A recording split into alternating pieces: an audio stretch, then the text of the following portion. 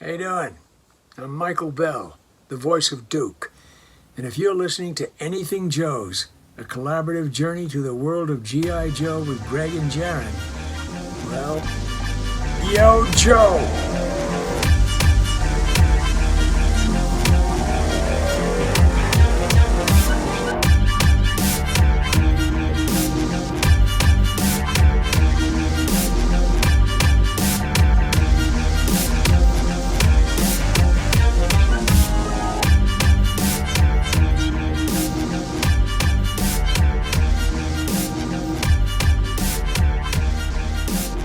Hello everyone and welcome back to Anything Joe's, a collaborative journey through the world of G.I. Joe. My name is Greg Engel. And I'm Jaren Decker. And we'll be your host today. Today on Anything Joe's, we're talking about a lot of news and a little bit of recent acquisitions. We're ramping up for the 40th anniversary of G.I. Joe, and Hasbro Pulse has wasted no time to tie in with that event. We have a load of new classified stuff that we want to look at, so let's play the news theme and get straight into it. Let's start with the actual figures that we've seen before we get into the digital stuff. We had seen digital mock-ups of Stalker and Tomex and Zaymot at the last live stream that they did. And now we can see the actualization of what these figures look like will look like in reality, which is a pretty quick turnaround, honestly, from a digital render to the actual thing. I'm guessing they are pretty far along in that process. And maybe showing the digital renders allows them to adapt to real-time feedback from the fan base. So if they mess something up, they kind of get a little chance to tweak it if they need to. I should say I have got a lot of hot takes about these launches. I've got some pretty seriously varying opinions compared to what the majority seem to think. But we'll get into that as we go. Let's start with Stalker. So this Stalker figure, I feel like this Stalker figure looks not substantially different than the digital render, but the colors have changed quite a bit. When I first saw this Stalker figure, I could not focus on anything other than that like scarf that he's wearing around his neck, because that's not really something that comes with the original figure. And especially lately, we've seen versions of these figures that are just about as faithful to the originals as they can be. They are not really deviating a lot like they were early on, because I guess that's what the majority of people have been clamoring for. And this Stalker, to that credit, is pretty much follows that pattern. He has his original outfit and right down to the little beret. But the issues I have with this figure I can sum up basically in two points. I don't love the head mold for this Stalker. Maybe these pictures aren't doing it justice, but he has that dead eye look that Lady J kind of had. Like his eyes are just kind of almost like glossed over or something. He looks like he's been possessed by something that's controlling him robotically. And I don't think the digital render captured that. I think they have taken a step backwards in this. I have no interest in displaying him with that scarf. I think it's, if you're into it, that's fine, but I really wanted my Stalker to look just like the original did. As a matter of fact, I actually think the retro Stalker that released is a more faithful rendition of Stalker V1 than this is. I mean, they've got the turtleneck down, and the accessory placement's good. I don't understand why the colors are so muted on this Stalker. Stalker should have a pretty bright green camo palette, and this is more of like a gray or, like a really dull green. And I feel like that removes a lot of what makes this figure kind of eye-catching. Like if I was a casual G.I. Joe fan and saw this in the stores, it doesn't jump out and grab you at all. I don't feel like it feels real. Just washed out. What are your thoughts on this Stalker figure? So on the colors, the thing is, if you look at the grenade and the sheath for his knife that's on his stomach, that's the colors that I thought it would have all been. Mm-hmm. That brighter green. That's more of an OD green, I guess is the terminology you could use. Yeah. Whereas the rest of him, he looks more like an olive drab, a lot more muted.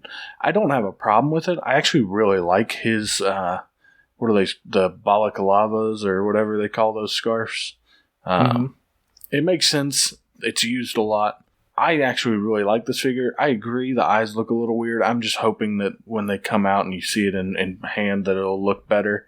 I like that he's got his grease gun. He's got a really cool pouch on the back for it, which I thought was really cool. The belt fed mag that he has for his heavy machine gun or his LMG looks weird because they've got a spot where you can clip it onto his right leg.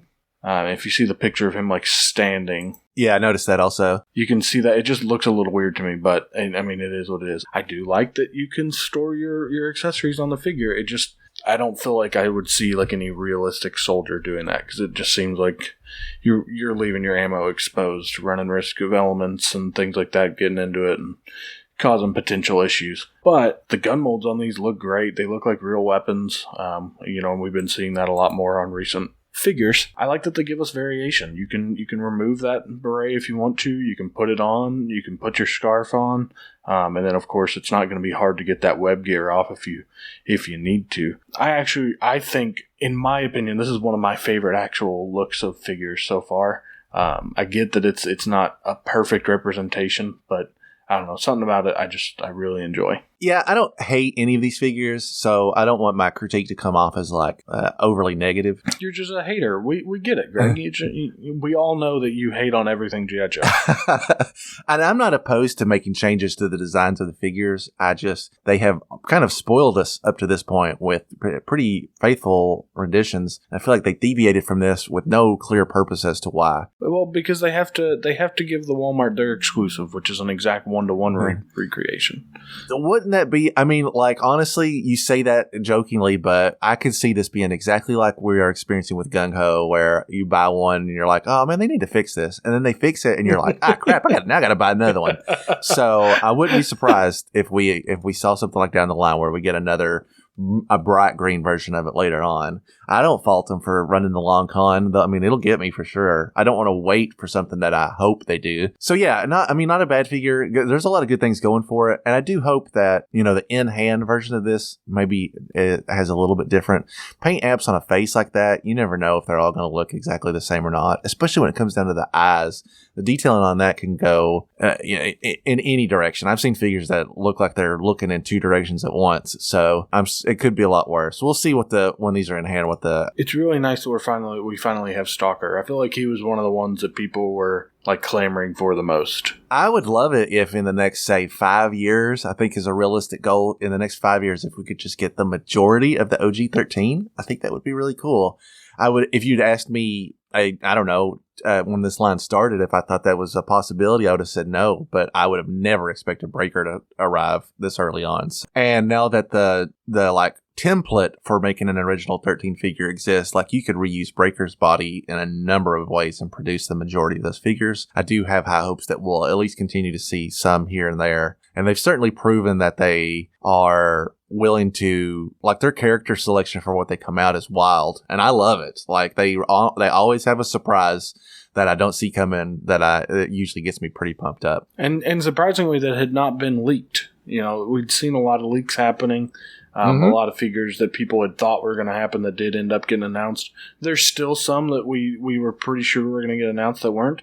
And there's a couple. There's one for sure that I don't think anyone would have put money on. Yep. All right. So let's look at the other two figures that we've seen actualizations of, and that's Tomex and Xamot. So the Tomex and Xamot character pack, which are beings, I know a lot of people have talked about why they're selling these individually and not in a 2-pack. I don't really have a clear answer for that, especially because they have had to make unique molding for a lot of stuff. Tomex and Xamot are just kind of mirror images of each other, but when you make that shoulder pad and that sash, you have to make a whole new piece. There's just no way to flip it, or, it reuses some parts for sure, but they've had to make some adjustments to make it a unique figure. No clearer example of that than the fact that the head molds are substantially different from one another. And I think that's such an important thing to do. There's not a lot of opportunities to make these two figures stand out from one another. And realistically, you don't want them to look too different because they are, identical twins. They're supposed to have a matching theme. I think these figures look great. This is an example of we want to follow the original scheme and we're not going to be lazy about it. We will take the time to make the separate mold for the figure and then sell them individually. I do think that the quantities of these have got to be perfectly balanced, because otherwise you'll be sitting on a bunch of one or the other. I can't imagine anybody just buying Tomex or just buying Zaymot, but I'm sure that's something that will happen, that we'll see more of one than the other over time, as I guess maybe people can only afford to get one at a time, and the odds get stacked in a different way. I like everything about these guys, for real. The head mold looks good. I like how one of them has like kind of like a little smirk, and the one with the scar looks more serious. And I think the body mold looks great. The like bare arms got a lot of really good like muscle detail in them. The accessories are pretty minimal on these, it looks like, but everything they've got looks good. These guns don't look real faithful to the guns they came with, but I do think they are a good fit for Tomex and Zaymot. What's your take on the old Crimson Guard brothers? So, I mean, I think they're really faithful upgrades. It's just I've never been a huge, and it's probably because I have no connection to them. I haven't read none of the comics we've have them. I haven't watched any of the episodes of the cartoon with them in it, so I'm just not super familiar with them yet. So as of right now, I'm like, oh, they're cool. I do like that they match up with Vipers. There's a picture on Pulse and probably everywhere else, but where like they're standing in front of a couple Vipers in the background, and like you can tell that their colors work perfectly with them.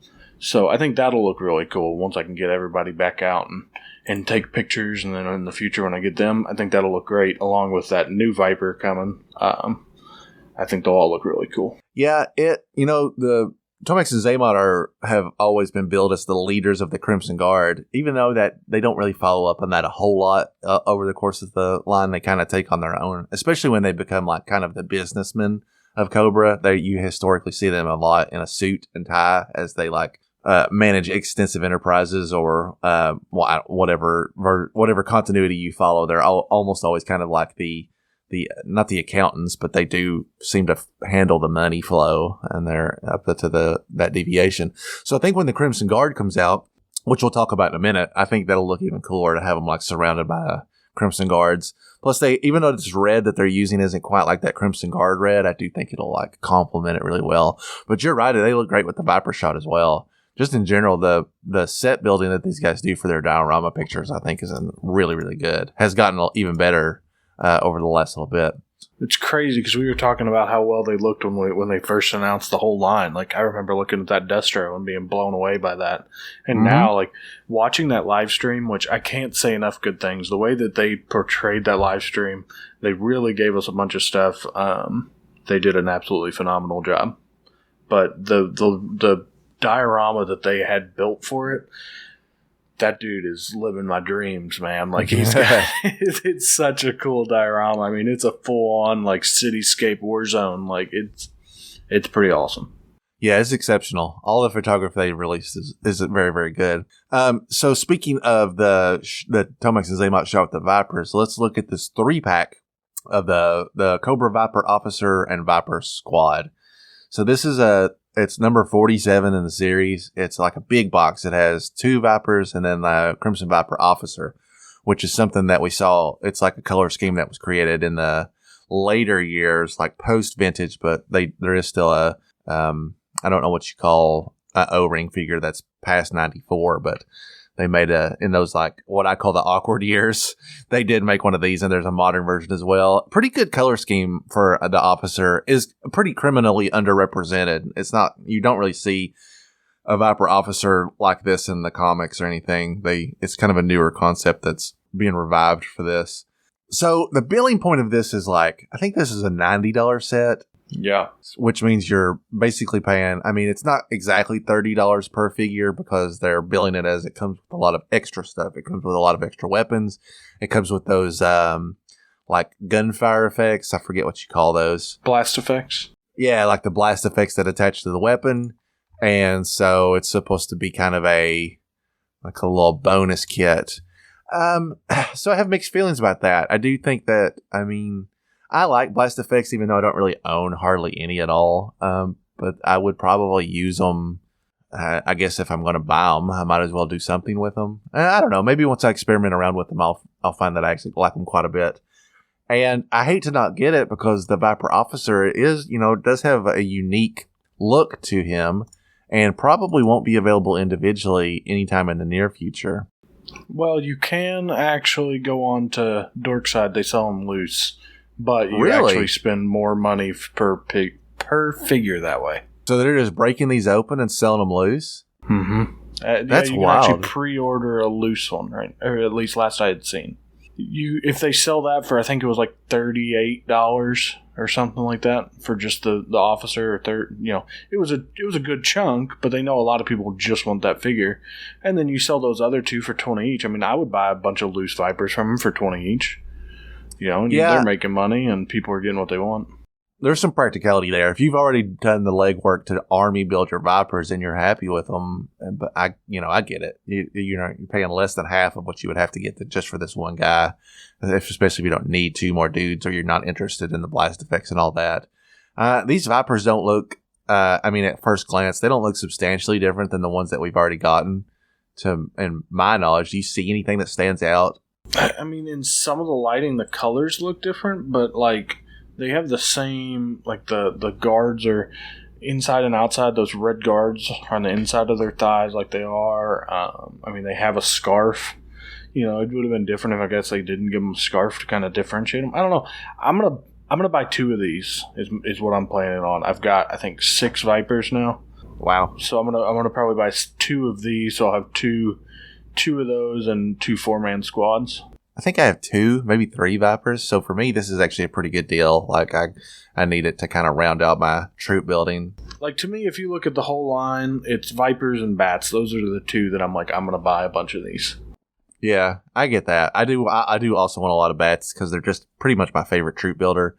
I've just been kind of slowly building it up. I'll order one and then it'll finally show up and I'll go, all right, I'm going to order one more. I kept thinking I'd find them in the stores and I'd start swooping them up, but I have yet to see any at an actual retail store. I haven't even seen a barbecue at a retail store, and that's supposed to be a fairly common pickup at most places. So yeah, we got some people in our area that are quick on the draw. So they sure are. There's some. I have not seen any of the barbecue. I've seen them one Major Blood, and then now the only thing I've seen recently is Flints and Jays and Cobra Commanders. Yeah, same. I've seen a lot of movie figures. I'm sure most people have seen a lot of movie figures in the shelf. There's, poor reception of the movie, plus there was a delay release, and when the figures actually came out, it was not the first time the movies and the figures have not got their act together, basically. But man, those are better figures than people give them credit for. I love those figures. I agree. I don't regret having them at all. I think that there's a lot of good things about them. Even if you just take them and modify them. Maybe you don't like the movie character likeness, take a Scarlet or a regular classified Scarlet, pop it on there. It's still a pretty good mold. Okay, so let's look at the digital renders that these guys popped out, because they got a lot of stuff brewing. If I'm not mistaken, some of this stuff is 2023. They're really ahead of the curve of what's coming out. Well, let's go ahead and start with the Crimson Guard, because that's the first one that I kind of mentioned already. So in a long-standing series they're really getting caught up on troop builders, and it makes sense that they're pumping these out because you're basically printing money, right? Every army builder that they've made to date, people have gotten in a fury over and have purchased as many as they can. So it makes sense that a good well-made troop builder will outsell any regular figure. I'm only going to buy, 1 or 2 Outbacks, but I'm going to try to get 5+ Bats. And if this digital render is any indicator of what the actual figure will look like, this is a pretty great Crimson Guard. I'd like to see a profile shot to see what that helmet looks like from the side.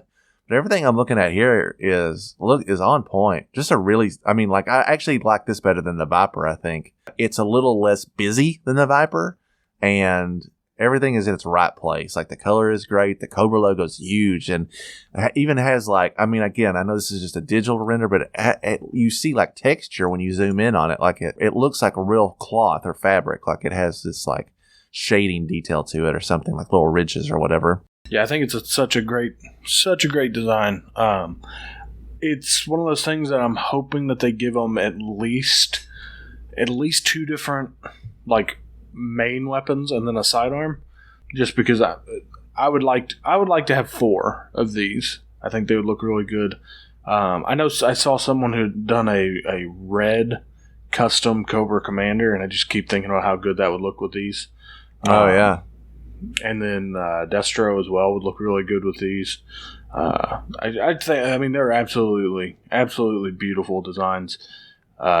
It's hard to say a whole lot because they are digital renders, but I'm sure we're going to see stuff about them fairly soon if it follows the same way that they did with the other figures of Stalker and Tomex and Zaymot. Yeah, I would assume that if, what we just saw is any indicator, whatever they have planned next, we might actually see them there. Like they might have them ready to roll. You can see that he has a place for a firearm, so it's a guarantee that he comes with some kind of pistol. And I think this thing on this other thigh is a knife, probably. That's what I would think. That little cylinder. It's kind of hard to tell because it's just black and it all merges. He has the backpack on, and that's definitely the original Crimson Guard backpack. So that really only leaves the, does he come with that assault rifle that they originally came with?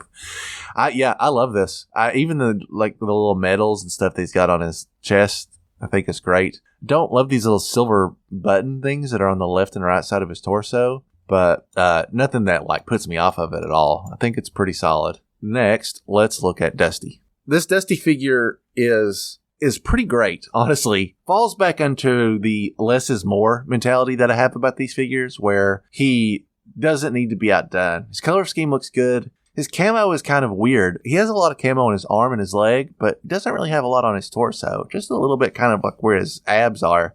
And I don't know if they didn't want to busy up all the stuff that's he's got a G.I. Joe tag. He has his last name on the other side, which is Rudat spelled backwards. He even has the little American flag placement on it, which is very faithful to the original. They've decided not to go with cloth for his helmet like the original figure is. I'm not going to say that I prefer that because I think a good usage of a piece of cloth goes a long way. It was something that was minimally used in the vintage line, and so it would always stand out. Like when you pick up Zanzibar, you would have real hair. That was a big deal. You were whoa, I've never seen a figure with this. So cool. That I feel the same way about the cloth on Dusty's helmet. It's not a deal breaker at all, and maybe just in terms of modernization, it would have not fit in with the design. But I think the helmet looks good. He's got his little, I wonder if those goggles are movable like the Vipers are. I believe in the live stream they said the helmet and the goggles are both removable. This his eyes are so far apart compared to where those goggles sit that I hope that they have made some adjustments, or you're gonna see the sides of his eyes poking out from the sides of them. I think it's another great update of a classic design. It's so hard because he does suffer from a little bit of that generic look, to be completely honest, but I think it works for him. It's just, I feel like you could use him to make a few extra people that look similar to him with different web gear and different heads. I'm glad that they made the head removable, or the helmet removable. I think it'll look cool too. I want to see how the helmet looks though without the cloth, because I think it can work. I'm just trying to wrap my head around it. I've seen a lot of they do a lot of Black Series with removable helmets and hoods, and it can get a little weird the bigger they are. So you're suffering from warping and things like that. But we'll see when it gets in hand. I do enjoy this figure. I like the paint that he has, the war paint he has on his face. I think it's a good figure. I'm not going to say it's one of my favorites, but it's a good figure. Yeah, I agree with that. It's not every figure needs to jump out and go, hey, look at me, I'm a new awesome G.I. Joe. Sometimes just because it's plain is the best course of action. I don't need this Dusty to surprise me or jump out at me. I want it to look like the original one. And just because the original one looks like a dude that crawls around in sand all the time, it's perfect. So, yeah, no complaints here. I think that'll be another solid addition to the team. Next up is Serena. So this Serena figure is probably one of my favorites, but I would say definitely my top 3 based on this render. Really captures the, everything that I like about the V1, right down to the shoulder pads that don't connect to the shirt for some reason. She has the rips in her jeans with pink underneath.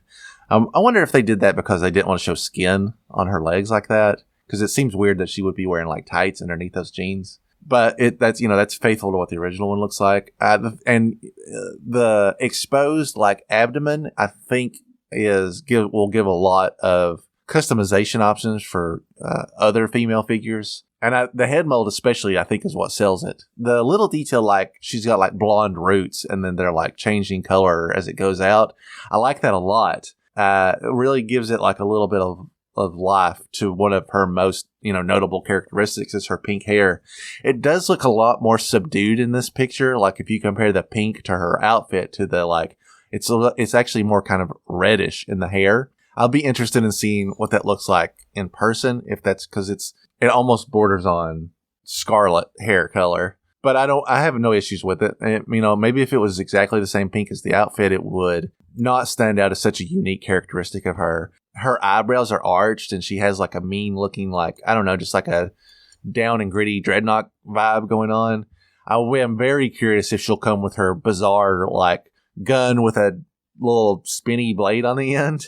It's just a bizarre weapon from then but is really recognizable. Like if you're sorting through weapons and you find that thing, there's no question. It only belongs to Serena. It's her unique weapon and hers alone. I think it's a really cool design. I like that, at least from what I can tell from this render, it looks like they're doing double jointed elbows like they had in Lady J, as opposed to the single joint that they did on Scarlet, which still infuriates me every time I see those figures together.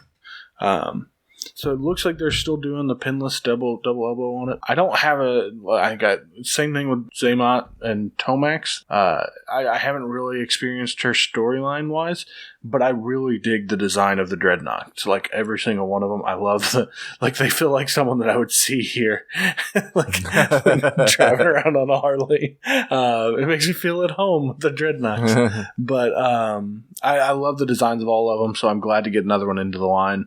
I think her original figure, like her OG O-ring figure, is such a cool and unique design. Like it's definitely something that when you see it, you're not like, oh, that looks kind of like this or that looks kind of like that. Like she's a very unique character, and I think that they really captured that in this figure as well, because it is noticeably different from anything else that they've had in the line so far. Serena is not a figure that has had a lot of faithful adaptations since her V1. Her modern figure was like an SDCC exclusive, and I think they really botched the head mold on that.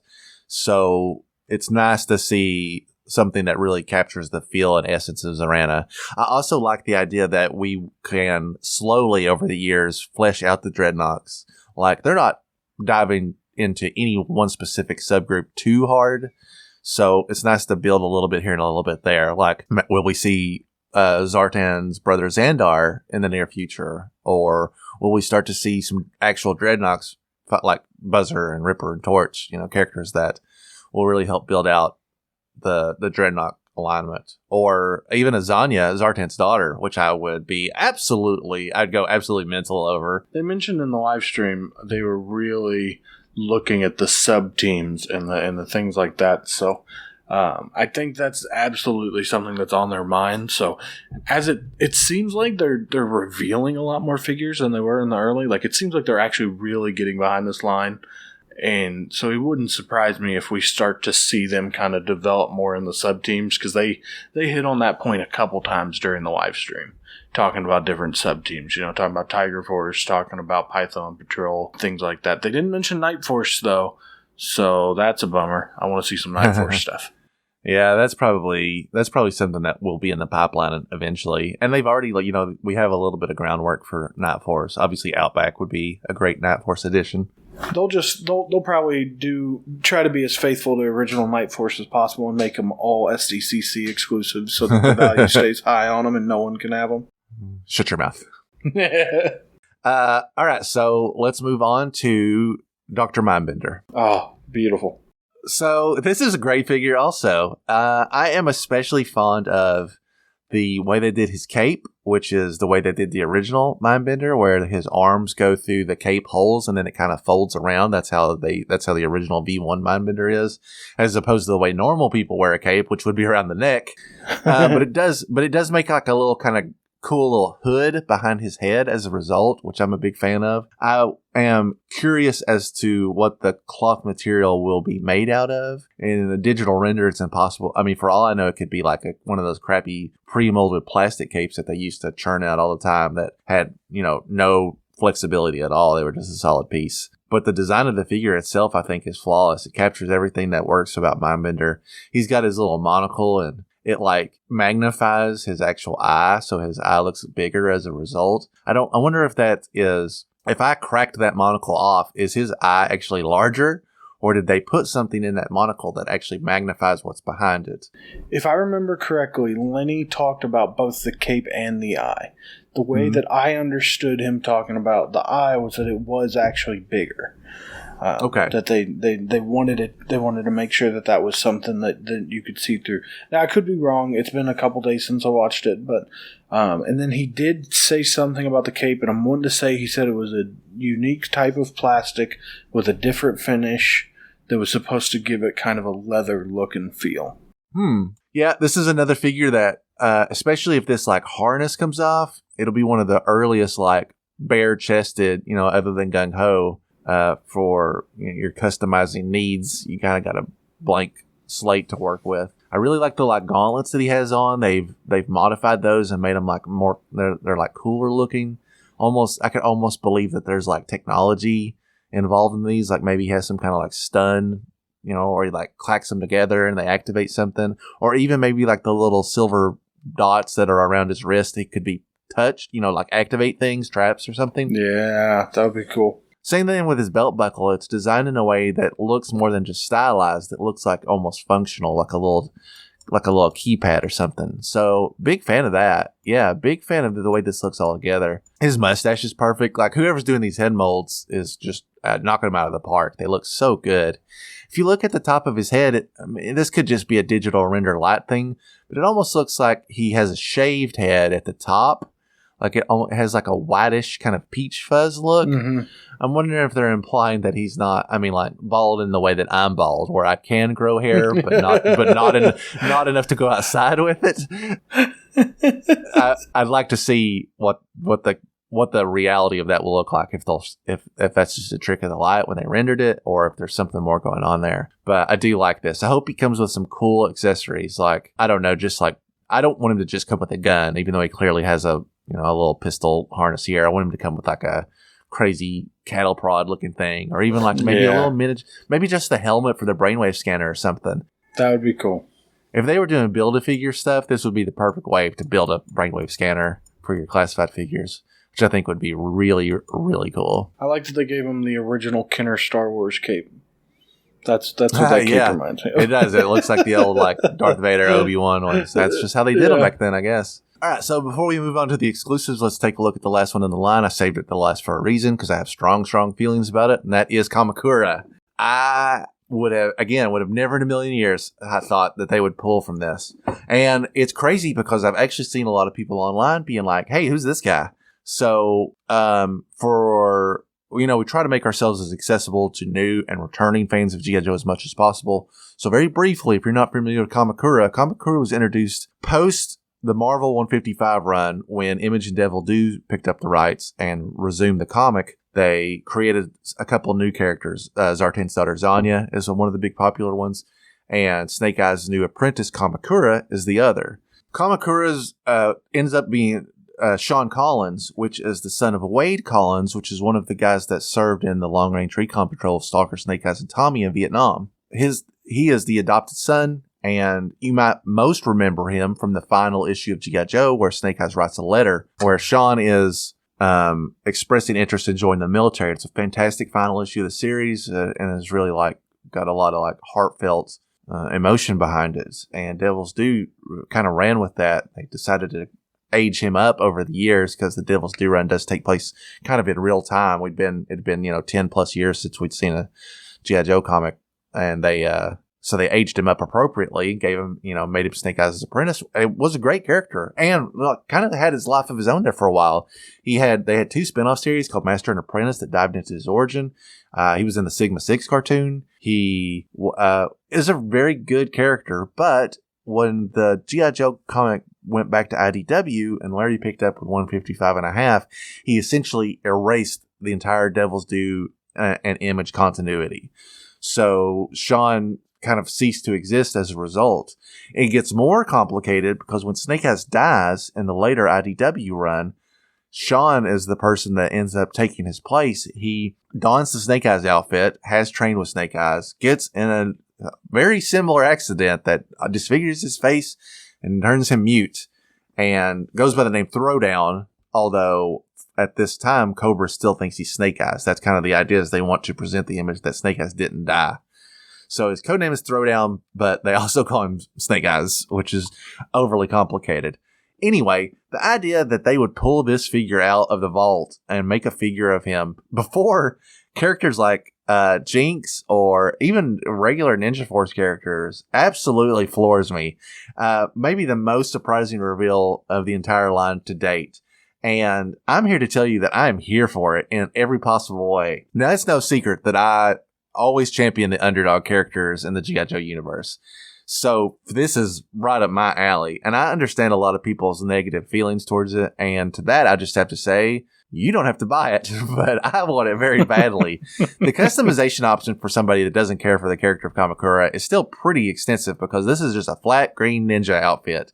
And they even went a step beyond and gave him the unmasked version with like the hood, which is not something that you really saw a whole lot. He kept his hood on, or he was masked for a large majority of the series, especially because we didn't know who he was for the first little bit. I mean, you could use this figure in another way if you wanted to. You could make him just like a disciple of the Rashikage clan and, populate him with the ninjas that trained there. But for me, having a Kamakura, I'm like 110% all in. With the exception of maybe Serena, this is the figure that was revealed that I'm the most excited for, which I know is a very unpopular opinion. But I'm here to represent that if they continue doing stuff like this, I will be satisfied beyond my wildest dreams. Like, seeing this figure gives me hope that characters that I really truly love more than anything are still possibilities. I'm going to always talk about how much I want to see a classified Helix, because she's one of my all-time favorite G.I. Joe characters, and I would love to see deep cuts like this continue. If you just put one in a wave or two, you're not upsetting the balance in any way. There are 8 reveals from this thing. You guys can give me one of those 8 for some cool deep cut. I would love to see a Zanya. I would love to see a Starduster. I would love to see a Claymore. Bomb Strike? Yes, a Bomb Strike would be great. And not even like a deep cut anymore, because Bomb Strike got significant usage in the later years of the IDW run.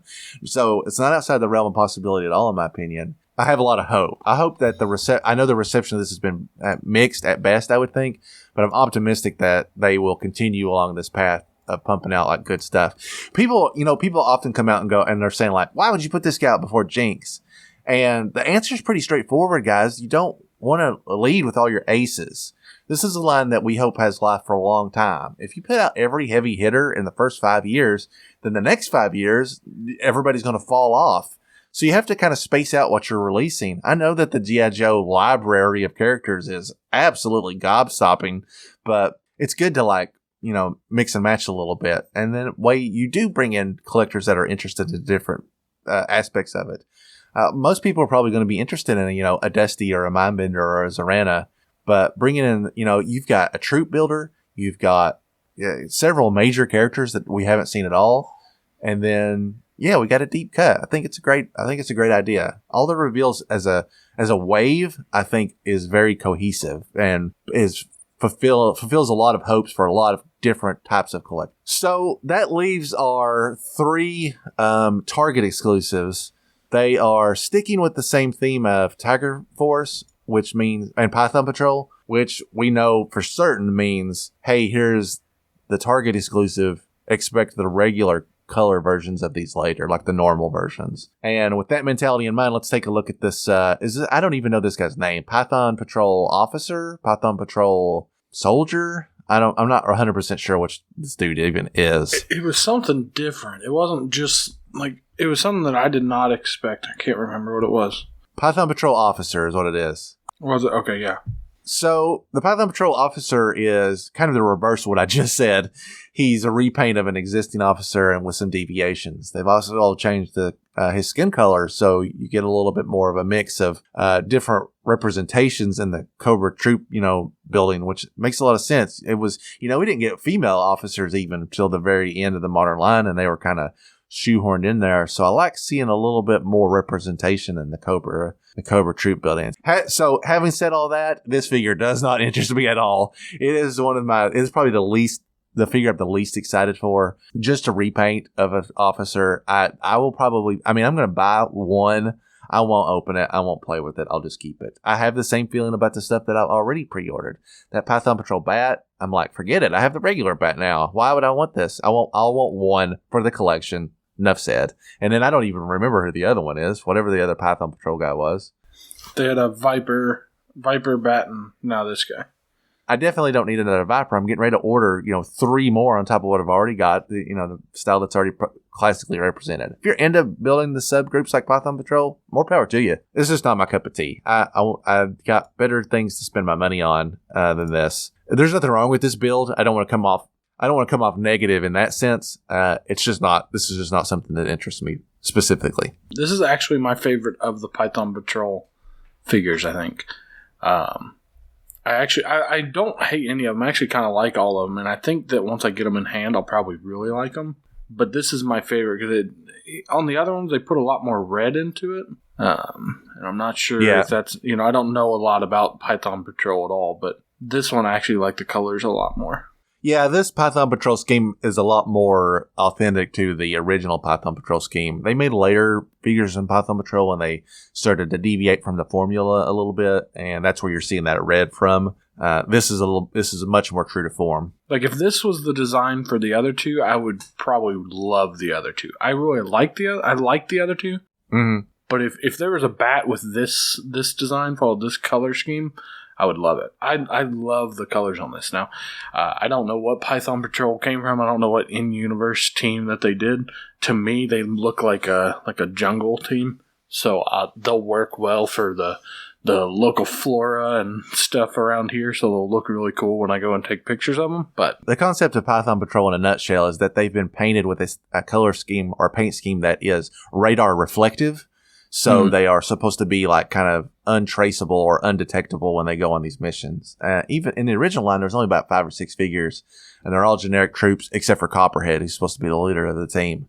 They also appear in the later G.I. Joe cartoon, the Deke era, which is the less favorable era of the cartoon, and they have a similar. They find them. I don't know. It's a little bit less realistic. They find some kind of goofy machine that magically instills them with the Pythonized effect or whatever, but it is represented in both the comic book and the cartoon to a certain degree. This one is like a complete recreation of one of those figures. Sorry, I just pulled it up. Wow, that's perfect. Like that, the gray with the green and yellow undershirt, the black pants with the tan or with the gray leg holster for the knife, and the gray boots. That's a perfect recreation in my opinion.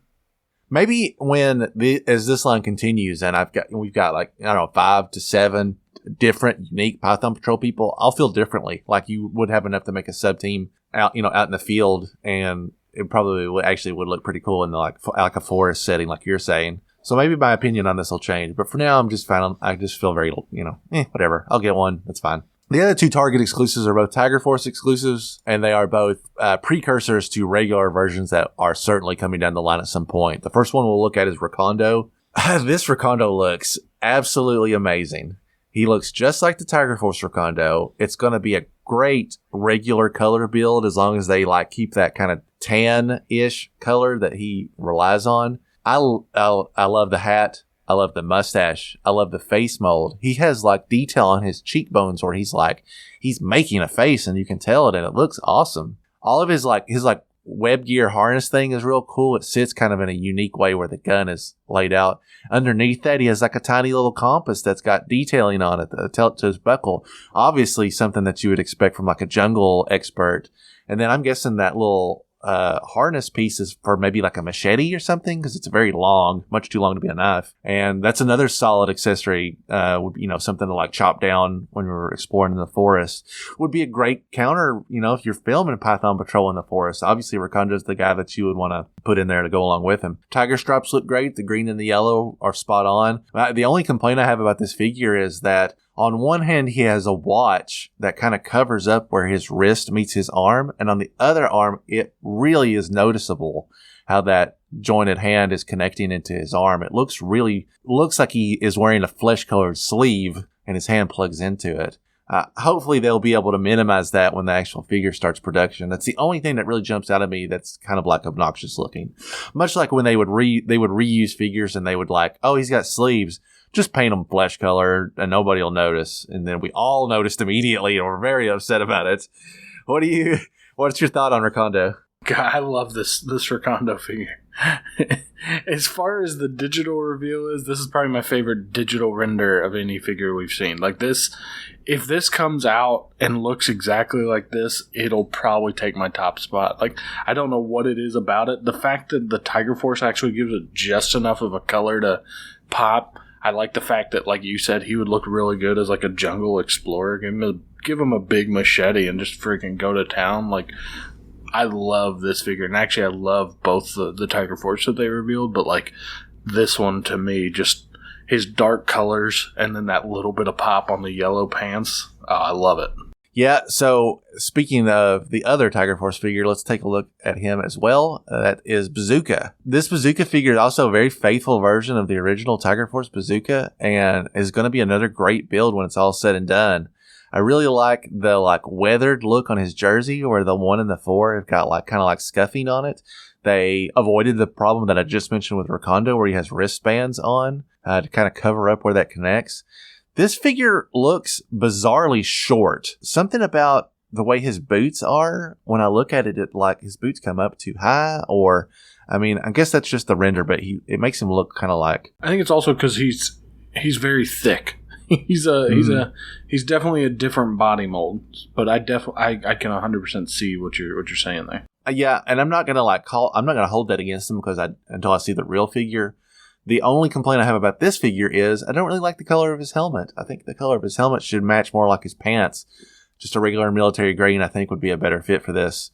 Everything else about it, I think, is an absolute A+. I think it looks really good. His backpack, from what I can see, looks like it's probably a pretty close rendition to what his original backpack looks like. I do hope that they take the time to give him a bazooka that is fitting for a man whose name is literally Bazooka, and it looks really good. Maybe he can hold it with both hands, or steady it on his shoulder, kind of like he does in the cartoon. The facial detail, again, absolutely stunning. The mustache looks great. He's got one eyebrow cocked a little higher than the other, so it gives him a little bit of a personality right off the get-go. It looks amazing. Both these figures look good, and I want them again, but I'm going to say I'm sticking to the same rule.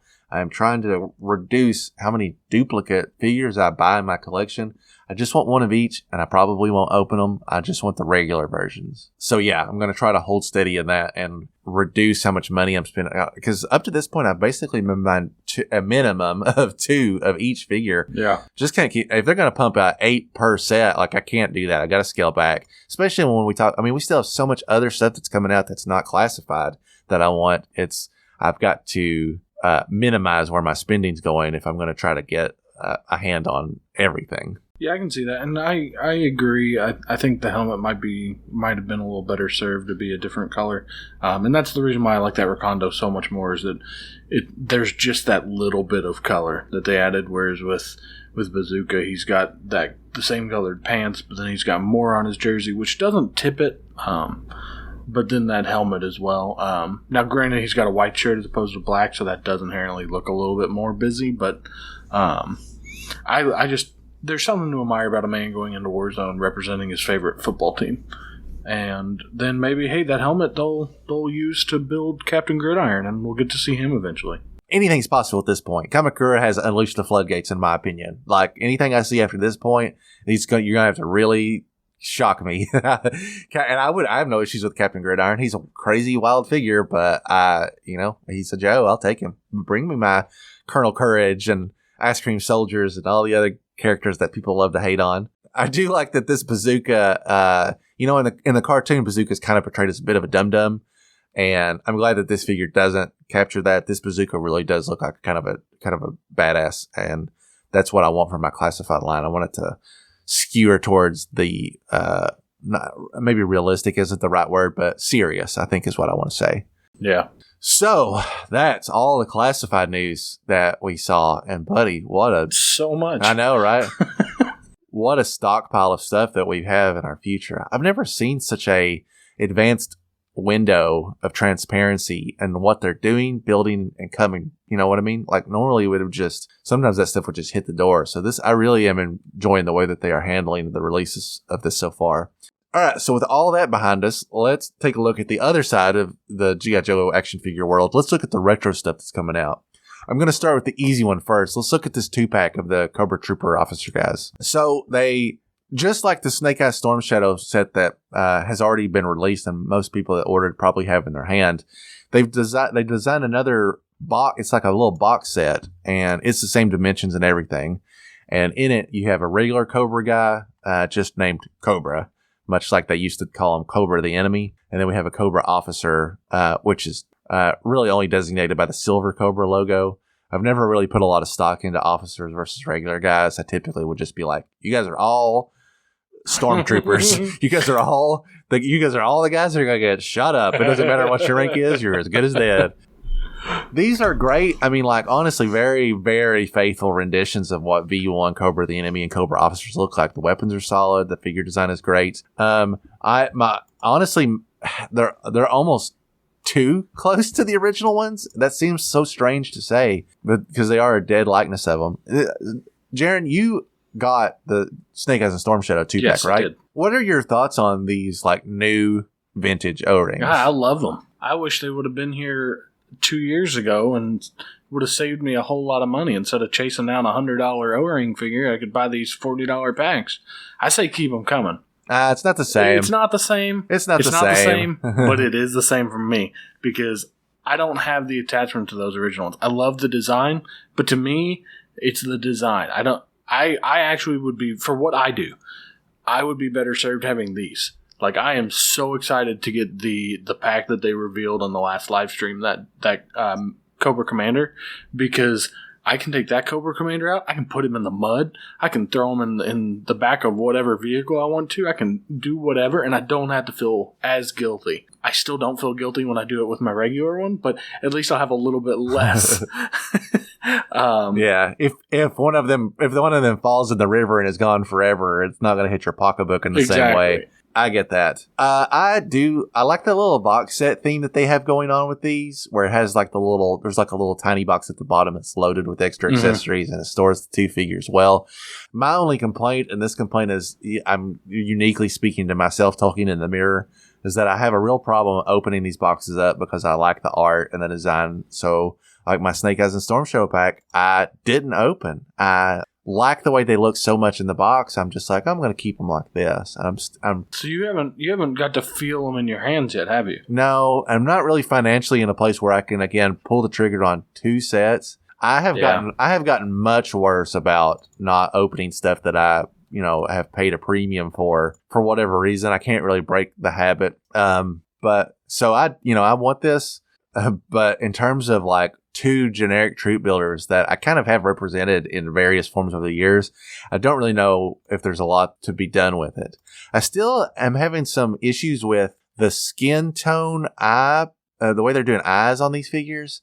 They remind me of the way that they were doing vintage figures post 94, like the awkward years.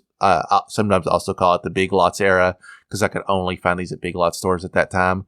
It just like the skin tone is like a completely different shade, and the eyes don't have the level. They're trying to capture the vintage feel of what eyes would look like back then. But I think these figures would benefit from having more realistic eyes, in the same way that the technology to make the retro figures that just got canned have much more realistic looking faces. I think if you implemented a little bit of that technology into these figures, it would be an improvement. I don't want them to look, well, maybe I'm speaking out of turn. Maybe most people do want them to look exactly like the original. But I don't have a problem with them making subtle improvements that I think make the figures look better. Actually, a perfect example of that is when they were doing the comic book 3-packs there for a while, they were basically using the original body and they made new heads. And in my opinion, those figures rule. They look really, really good. They capture the aesthetic of the original line, but the extra detail on the head really brought them, I think, like accelerated them to a new level of design. And I treasure those figures. I think they're very, very cool era of the G.I. Joe line. So I would at least like to see what that would look like. And if people don't care for them, that's fine. It's not going to keep me from buying them. I'm just like trying to think of stuff that I think would be an improvement. My last thing that I'd say about these is these are the only of the 2-pack that they've revealed so far that I'm like, meh. Like, these are ones I wish they wouldn't have done the cool box for. They wouldn't have done the cool card backs for. You could have given me these. Put 4 of them for $45 or, something like that. Like, this is something I would have rather bought as an army builder. I'm not building these to replace the original, not to replace the original, like, 83 figures. These are not, like, I'm not going to put these up on a display and try to act like they're the original figures. These are going to be ones that, now that I have that Storm Shadow and that Snake Eyes, those are going to be the ones that I take out and I take pictures with. They look almost identical, and I have way less guilt. If I lose any part of that or break those in half, I can spend $40 and get both of them again instead of spending $100 each. I 100% agree with that sentiment. If these figures had been individually carded at, like, let's say modern retro price, about $13 a pop is kind of more normal. I probably would have actually spent more. I probably would have bought 2 of each, one to open and one to keep sealed, as opposed to paying $40 for one of each with some extra accessories that I'm probably not even going to touch, even if I did open them. Because when they did this, they did the same Officer Trooper set for the modern retro wave with Grunt in the very last waves, and I bought tons of them. I probably just those two combined, I probably bought close to 20 because they finally started popping up on shelves. I already knew the line was ending. I thought, man, I'm just going to rack up on these while they're here because this is it. So I would, like, every day you would send us another message. Got another one of these. Yeah, I was just like, I mean, why not? After this, they're gone, and they were good troop builders, and they were good figures. I opened almost all of them. I left one of each carded. I opened the rest of them.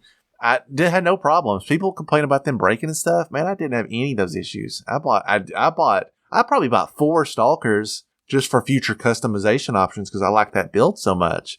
It really pains me to see that line go away, even though the thought process is that line died so that this vintage line can live. Yeah. So, I mean, again, I like these. When I see them in hand, I'll probably feel, I'll probably be glad I got them. The idea of me taking them out of this box is pretty slim. I'll probably just display them with the Snake Eyes and Storm Shadow. The more they make these boxes that are the exact same dimensions, the more I'm going to want to collect them, keep them in the box, and display them all together because I think it looks cool like that. Yeah. So let's look at some other vintage stuff that we can look at. Actually, let's take a quick detour and look at the file card for this guy that's coming with the Sky Striker. So when they announced the HasLab for the Sky Striker, before we get into this, Jaren, we haven't followed up on this. Well, the last time we talked about both the Robo Skull and the HasLab Sky Striker, you had decided that you were out on both. And we didn't follow back up on this, but you weren't out on both at the end of it. Is that correct? That is correct. I did end up backing that Sky Striker. Can you talk a little bit about what at the last minute kind of turned your opinion? Like, why did you change your mind? To be honest, the biggest thing was hitting those stretch goals. I didn't buy the original Sky Striker as this is a collector piece. I'm going to set it somewhere and I'm not going to touch it. My Sky Striker is played with. It is used. It's the same way I am with this original, these newer figures.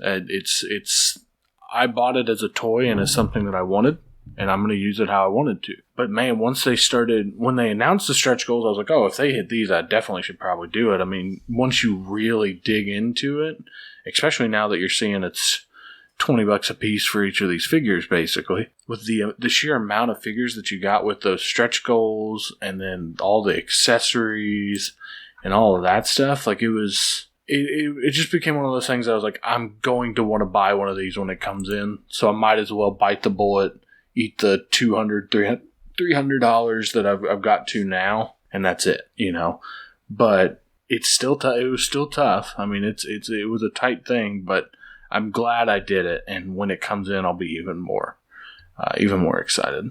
Yeah, I'm right there with you. Finding the money for that Sky Striker was extremely difficult.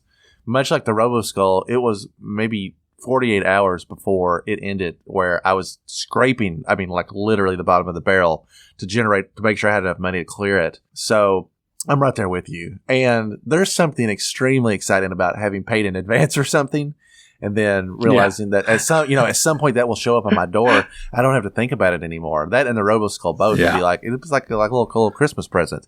Anyway, I wanted to touch base on that because we had not covered that on the show. That you had kind of come back around. It's 7 figures. Like that's quite a few figures, not counting. That's $140 if you follow the tradition. The $20 each.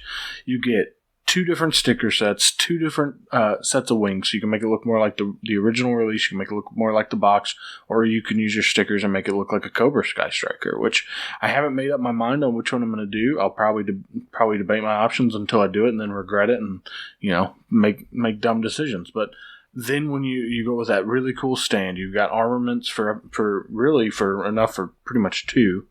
You've got the upgraded detail. You've got the new functionality where the wings and the landing gear are independent of each other, which was something that annoyed me with the original Sky Striker. Like all these things that they've done to it, it's just, to me, it was one of those things I was like, I will like that. The way that is the way I feel now about the HasLab Razor Crest. Like I really regret not backing that Razor Crest. I wouldn't say really. I regret not backing the Razor Crest. I would have regretted this even more because it was a price point that, while really difficult to get the money for, it wasn't $400. Yeah, honestly, I went into this and I'd say there's about a less than 1% chance that I would feel disappointed in this. I feel like it's going to be an absolute hit. And the HasLab I've seen it with almost every single example. The HasLab, when it is in hand, always sells for more than what they were asking. I saw the Razor Crest selling for an ungodly amount of money. So in the very, very slim chance that you picked it up and went, this is not what I wanted, don't worry about it. You'll get your money back. Even open, I bet you can get minimum what you paid for it. Yeah. You could you could probably have bought the Sky Striker, just kept the figures, made a ton of money back just on the Sky. You know what I mean? Like there's tons of options where if you had the money to put the initial investment, you will be satisfied in the end. So anyway, this figure, when they announced it, they said, hey, it comes with Ace and it comes with Wayne Ruthell. Wayne Ruthell was one of the guys that had worked at Hasbro at that time, and they had put a sticker on the original Sky Striker, kind of implying that on the box art, it was implying that this was like his wingman, but there was no real, there was no Joe that represented that. So they took the initiative and said, well, we're going to make him an actual Joe. And this is unique because this is the first figure that's new since you started collecting. So for the first time, you're like seeing a Joe that we're also all seeing for the first time, which I think is really cool. So we didn't know the code name of this guy until then, and we now know that his code name is Failsafe. He's a weapons systems officer, real name Wayne Ruthell. His primary military specialty is fixed wing pilot for both single and multiple engines. Born in Bethpage, New York, and his secondary specialty is flight instructor. He's grade 03, which is lieutenant, which I think flight instructor is a cool secondary specialty that you don't really see. His file card reads, from the day he first got his hands on a computer, Failsafe had his hand glued to the control stick of a flight simulator, using an almost preternatural awareness of his surroundings and nimble reflexes to master near impossible maneuvers. That only eased up when Failsafe graduated to actual planes in the Navy, where his even-keeled demeanor and nerves of steel under the most stressful situations rocketed him through the ranks and ultimately to the attention of G.I. Joe. The perfect counterpoint to Ace's brash confidence, Failsafe serves as the Sky Striker's weapons systems officer, working in flawless tandem with his pilot and best friend. I love that, man. This is a good file card. File cards fell off a lot when Larry stopped writing them, and I think that this is somebody really did a good work. Also, we haven't seen a single file card in all English in quite a bit. So actually seeing a full file card, just like in the old days, is a real return to form that I think is really, really good. I'm very excited for this figure. And I'm excited to see what people do with him. There's nothing, I cannot drill this home harder. There's nothing I love better than a GIJOE or Cobra that has little to no backstory, and the community develops him in their own way. Like, they take the limited information they have, basically this file card, and they adapt his personality. They grow who he is as a character, and I'm looking forward to seeing what people do with it. I'd love to see, like, customs with him, and I'd like to have a modern version of Failsafe. I will welcome him openly into the family as I make a spot for him on my shelf and find other characters to go with him. I wanted to touch on that because I do think that was important, and I was looking forward to seeing what codename they were going to give him and kind of like how they were going to drive his personality. I think that's an absolutely great codename. Absolutely great codename. Yeah, I think they crushed it, and it just makes me even more excited for what's to come with those. I can't wait to see all of these. We've only seen digital renders of a lot of the figures that were going to come with the Sky Striker. I'm excited to see that actualized Scarlet and that Ripcord, but not that Flat Crew. Wasn't a perfect one. So no ketchup and mustard. Yeah, no Murtaugh and Riggs. So. I think we've covered everything except for the crossover set. Yep, so I agree. I think so. Let's talk about the crossover set. Lots of people are very excited about this, and we got a little bit of an info drop on it right beforehand because Transformer sites especially seemed to started reporting on. They were finding like listings for it, and they were trying to find the specifics. Of course, speaking of the Transformers GIJOE crossover with Megatron and Baroness. The community has talked a long time about the concept of Transformers that actually turn into GIJOE or Cobra vehicles for a very long time. And up to this point, probably the closest thing we've gotten is those San Diego Comic-Con exclusive sets would come with a GIJOE vehicle or Cobra vehicle that has been repainted to resemble a Transformer, but didn't transform in any way because that would obviously take a lot of work.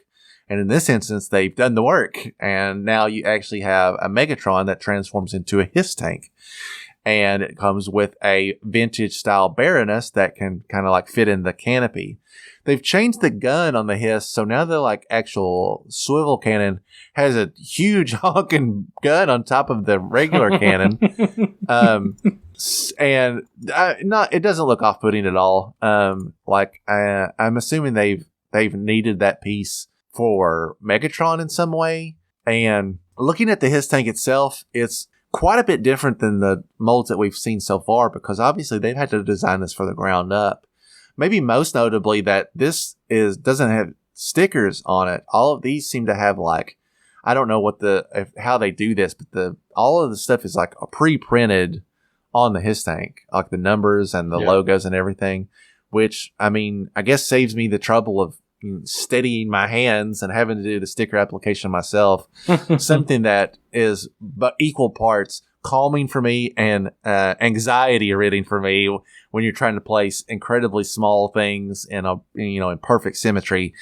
It's sometimes okay to just do the lifting for me. Certainly having stickered a Sky Striker last year, which is just about the most tedious thing. It has about 150 like step here or like warnings that are just littered all over it. So I'm not too upset that they did the heavy lifting for me. I think the Baroness figure looks really good. She's got kind of a flat black approach, which I think works for her. And it's the exact same thing as a V1. I think that the flesh tone works better with this figure because it's a full face. And the glasses look better. Even the eye design, if you look at this one where she's sitting in the cockpit, I kind of like zoom in on the eye. It does have more of that realism that I was hoping for than the officers do. It's just like, instead of having like an eyebrow and a pupil, you can see very small design around the eye that actually like creates where the eye is, like the shape of the eye itself. And I think a little bit like that goes a long way. The hair also has like a way better like flowy approach. It kind of hits her shoulders and flows down behind it. Looks great. Really good figure. Probably the thing I'm the most excited about because I'm getting ready to launch into why I don't like this. So this is not the first time we've seen, Transformers kind of cross over in the GIJOE universe. We see them, every so often they try to make it work again because they're the two most successful properties that they probably have. And they seem to complement each other a lot. The thing that bothers me is Transformers are never even remotely close to the correct scale for this universe. And I say that knowing maybe what my hopes are is a pipe dream. Because if you see, when Transformers appear in the G.I. Joe comic book, you would see Cobra Commander like standing in the palm of Megatron's hand. Like he could lay down and take a nap on his hand. Yeah. So, size-wise, that means these guys are huge. They should be the size of like a building. And to my knowledge, which is limited, I know very little about Transformers, full stop. They've never really made anything correctly sized to that scale.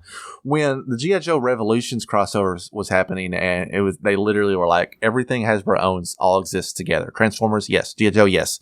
ROM, sure. Micronauts, why not? They like crammed it all together, and I started looking for some Transformers that were like really popular. Like, I think Skywarp is the name of he was like a Decepticon. He turned into a Transformer, and then he was on the team. Like he was actually in the G.I. Joe book in every issue. And I was kind of into that. And I thought, man, I want to get a Skywarp that, kind of would be reflective of the right scale. Well, Skywarp transforms into a jet. So I couldn't find anything. I bought the biggest Skywarp I could find. And it still would it's close. I mean, it's better than this.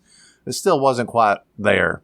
And so again, I'm acknowledging that if they made a Megatron in the correct scale, he would be an absolute behemoth. And the price point would probably scare off most people. But because it's not even close to the right scale, it throws me off. I think it's a good looking Megatron, and I think that it works well with the Joes, but again, the size thing is always going to be off-putting to me.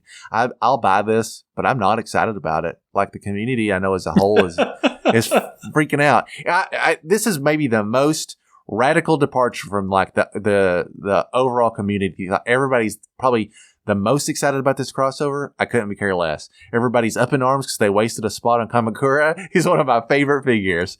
It's normally not like this. I usually align a lot more with how the people feel, and then this one I don't. I did pre-order this. I have no real solid interest in it. I don't love the Transformers. There's only room in my heart for one property, and it's exclusively G.I. Joe. I can name Jaren, obviously you're coming into G.I. Joe and you didn't hardly know anything about it.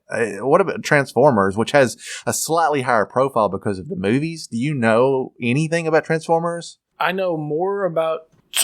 before I started this podcast, I knew way more about Transformers than I know about Joe. I was a kid who grew up with some of the toys. I grew up around the Armada. It was the toys that were popular when I was into them, which was apparently not a good series or set of toys. I don't care. I loved them. But it was a very narrow window. I moved off of Transformers pretty quick.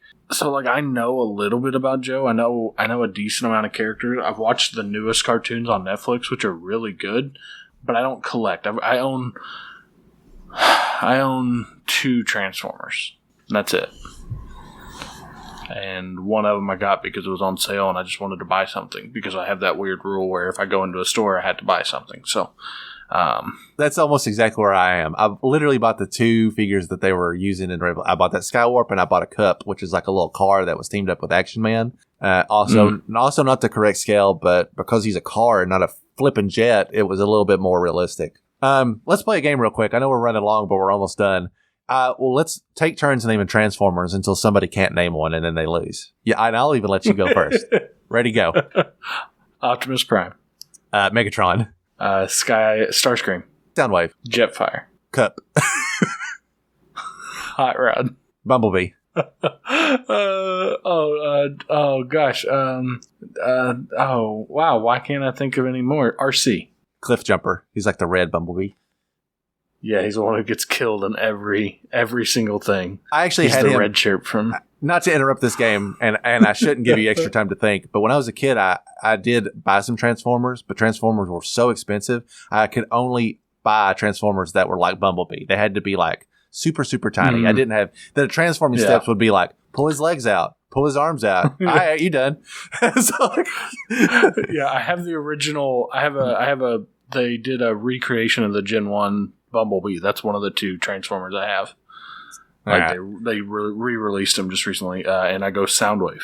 I said Soundwave. You lose. Ah, dang it. Shockwave. They're the exact same thing.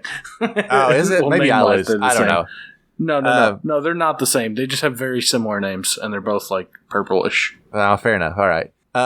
We both lose because we played that game. I don't know. Yeah.